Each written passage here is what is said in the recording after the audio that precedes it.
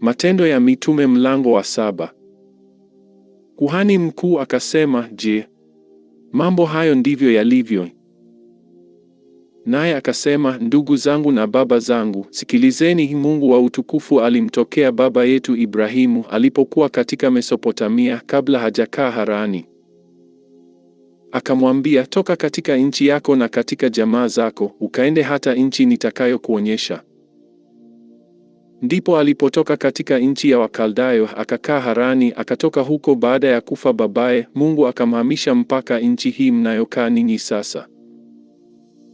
Wala hakumpa urithi humu hata kiasi cha kuweka mguu. Akaahidi kwamba atampa iwe milki yake na ya uzao wake baadaye alipokuwa hana mtoto. Mungu akanena hivi ya kwamba wazao wake watakuwa wageni katika nchi ya watu wengine, nao watawafanya kuwa watumwa wao na kuwatenda mabaya kwa muda wa miaka 400. Na lile taifa watakaowafanya watumwa nitawahukumu mimi, alisema Mungu, na baada ya hayo watatoka, nao wataniabudu mahali hapa. Akampa agano la tohara. Basi Ibrahimu akamzaa Isaka, akamtahiri siku ya 8. Isaka akamzaa Yakobo. Yakobo akawazaa wale 12 wazee wetu. Wale wazee wetu wakimwonea wivu Yusufu, wakamuuza aende Misri. Mungu akawa pamoja naye, akamtoa katika dhiki zake zote, akampa fadhili na hekima mbele ya Farao mfalme wa Misri, naye akamfanya awe mtawala juu ya Misri na nyumba yake yote. Basi kukawa njaa katika nchi yote ya Misri na Kanaani na dhiki nyingi, wala baba zetu hawakupata chakula cha kuwatosha. Hata Yakobo aliposikia ya kwamba huko Misri kuna nafaka, akawatuma baba zetu mara ya kwanza. Hata safari ya pili Yusufu akajitambulisha kwa ndugu zake, jamaa ya Yusufu ikawa dhahiri kwa Farao. Yusufu akatuma watu akamwita Yakobo babaye na jamaa zake wote pia, watu 75. Basi Yakobo akashuka mpaka Misri, akafa yeye na baba zetu. Wakachukuliwa mpaka Shekemu, wakazikwa katika kaburi lile ambalo Ibrahimu alilinunua kwa kima cha fedha kwa wana wa Hamori huko Shekemu. Basi wakati wa ile ahadi ambayo Mungu alimpa Ibrahimu ulipokuwa unakaribia, wale watu wakazidi na kuongezeka sana huko Misri. Hata mfalme mwingine akainuka juu ya Misri asiyemfahamu Yusufu. Huyo akawafanyia hila kabila yetu na kuwatenda mabaya baba zetu, akiwaamuru wawatupe watoto wao wachanga ili wasiishi. Wakati huo akazaliwa Musa, naye alikuwa mzuri sana, akalelewa muda wa miezi 3 katika nyumba ya babaye.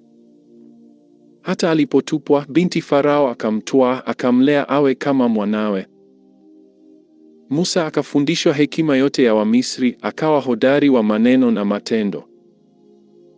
Umri wake ulipopata kama miaka 40, akaazimu moyoni mwake kwenda kuwatazama ndugu zake Waisraeli. Akamwona mmoja akidhulumiwa, akamtetea, akamlipia kisasi yule aliyekuwa akionewa, akampiga huyo Misri.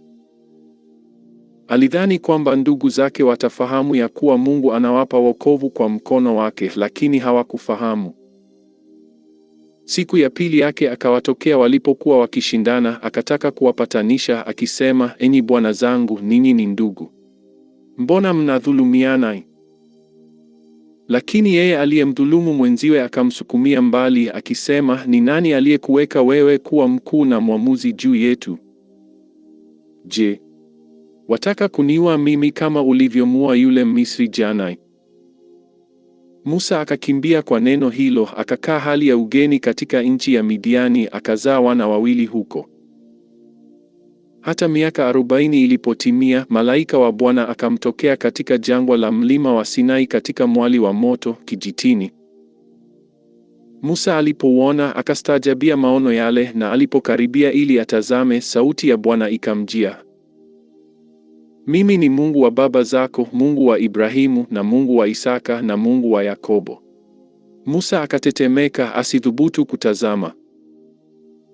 Bwana akamwambia, "Vua viatu miguuni mwako, kwa maana mahali hapa unaposimama ni nchi takatifu. Yakini nimeona mateso ya watu wangu waliomo Misri, nimesikia kuugua kwao, nami nimeshuka niwatoe."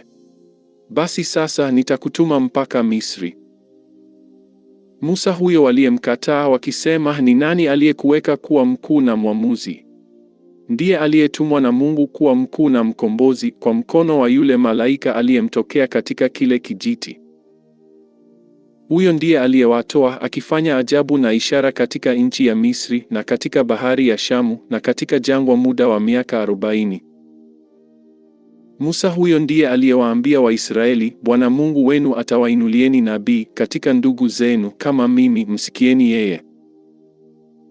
Yeye ndiye aliyekuwa katika kanisa jangwani pamoja na yule malaika aliyesema naye katika mlima wa Sinai, tena pamoja na baba zetu, ndiye aliyepokea maneno ya uzima atupe sisi.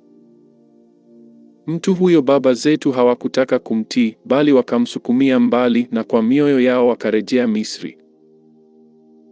Wakamwambia Haruni, tufanyie miungu watakaotutangulia, maana huyo Musa aliyetutoa katika nchi ya Misri hatujui lililompata. Wakafanya ndama siku zile, wakaleta dhabihu kwa sanamu ile, wakafurahia kazi za mikono yao. Basi Mungu akaghairi, akawaacha ili waliabudu jeshi la mbinguni, kama ilivyoandikwa katika chuo cha manabii, Je, mlinitolea mimi dhabihu na sadaka miaka 40 katika jangwa, enyi nyumba ya Israeli? Nanyi mlichukua hema ya Moleki na nyota za mungu wenu Refani, sanamu mlizozifanya ili kuziabudu, nami nitawafahamisha mwende mbali kupita Babeli. Ile hema ya ushahidi ilikuwa pamoja na baba zetu jangwani, kama alivyoagiza yeye aliyesema na Musa, ya kwamba aifanye sawasawa na mfano ule aliouona, ambayo baba zetu kwa kupokezana wakaiingiza pamoja na Yoshua katika milki ya mataifa wale ambao Mungu aliwafukuza mbele ya baba zetu mpaka siku za Daudi, aliyepata fadhili mbele za Mungu, naye aliomba ampatie Mungu wa Yakobo maskani. Lakini Sulemani alimjengea nyumba. Ila yeye aliye juu hakai katika nyumba zilizofanywa kwa mikono, kama vile asemavyo nabii, mbingu ni kiti changu cha enzi na nchi ni pa kuwekea miguu yangu, ni nyumba gani mtakayonijengea? Asema Bwana. Au ni mahali gani nitakapostarehe? Si mkono wangu uliofanya haya yote? Enyi wenye shingo gumu, msiotahiriwa mioyo wala masikio, siku zote mnampinga Roho Mtakatifu, kama baba zenu walivyofanya, na ninyi ni vivyo hivyo. Ni yupi katika manabii ambaye baba zenu hawakumuudhi? Nao waliwaua wale waliotabiri habari za kuja kwake yule mwenye haki, ambaye ninyi sasa mmekuwa wasaliti wake, mkamua. Ninyi mlioipokea Torati kwa agizo la malaika msishike. Basi waliposikia maneno haya, wakachomwa mioyo, wakamsagia meno. Lakini yeye akijaa Roho Mtakatifu akakaza macho yake akitazama mbinguni, akauona utukufu wa Mungu na Yesu akisimama upande wa mkono wa kuume wa Mungu. Akasema, tazama, naona mbingu zimefunguka na Mwana wa Adamu amesimama mkono wa kuume wa Mungu. Wakapiga kelele kwa sauti kuu, wakaziba masikio yao, wakamrukia kwa nia moja. Wakamtoa nje ya mji, wakampiga kwa mawe. Nao mashahidi wakaweka nguo zao miguuni pa kijana mmoja aliyeitwa Sauli. Wakampiga kwa mawe Stefano, naye akiomba akisema, Bwana Yesu, pokea roho yangu. Akapiga magoti akalia kwa sauti kuu, Bwana, usiwahesabie dhambi hii. Akiisha kusema haya akalala. Na Sauli alikuwa akiona vema kwa kuuawa kwake.